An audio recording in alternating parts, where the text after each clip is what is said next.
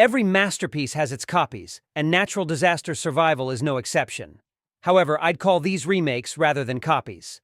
Let's dive into Natural Disaster Survival and its remade versions.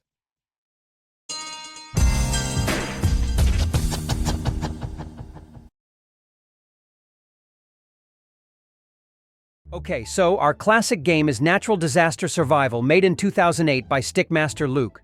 The title explains it all. Survive some natural disasters. I waited in the lobby until I could finally hop into the play area and found myself a tank to ride. Even a passenger wanted to get in briefly. I ditched the tank as I awaited the next disaster. And after a bit of waiting, the disaster popped up. It was a deadly virus.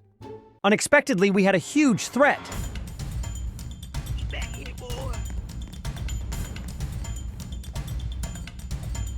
Get back here. Get over here. Luckily, the disaster ended quickly. I ended off this game by trying to enter this rocket ship. Unfortunately, I was late and met my demise.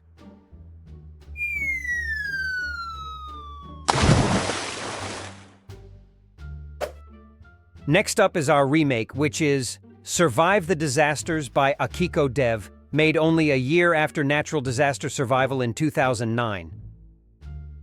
I start this game without any gear, unlike the first game since I bought the balloon, but you can unlock items as the game progresses.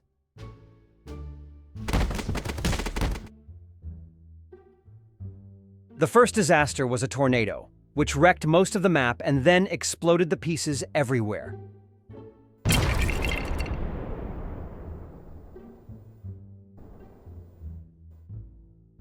The next disaster was this huge fox, which I'm pretty sure is the old avatar and name of this game's creator.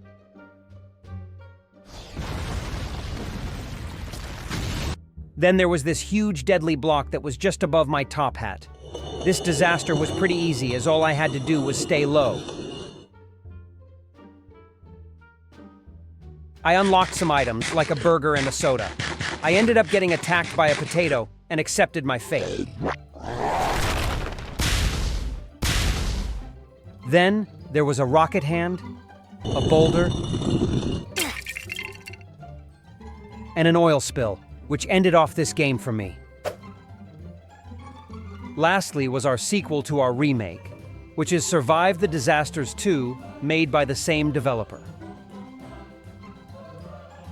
The first disaster was actually a disaster from the first game, a deadly block that forces you to stay low.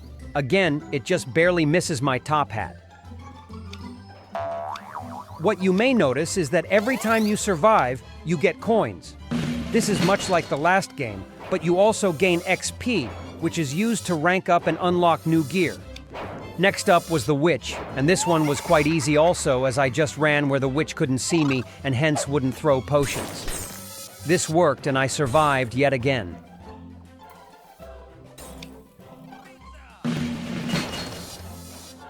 The game then threw up a new disaster, a boss battle.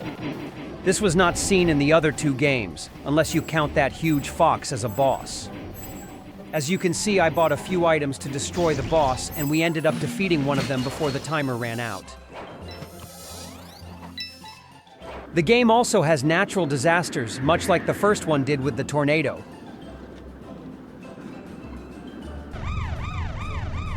Yet again, the game throws a boss at us, this time being a mage. I was prepared and was doing a sort of combo with my gear until I got weakened by a fireball and ultimately destroyed by a stinky cloud of stench and stinky ah-ha-ha. This didn't stop me, as I now became fearless and went head-on to help the others defeat this boss. That ended off this game for me. In conclusion, each game brought something unique to the table, with distinct strengths and gameplay styles that made them stand out in different ways. Thanks for watching. This is my first video, but expect to see more sometime soon. Hopefully by then I have a real outro.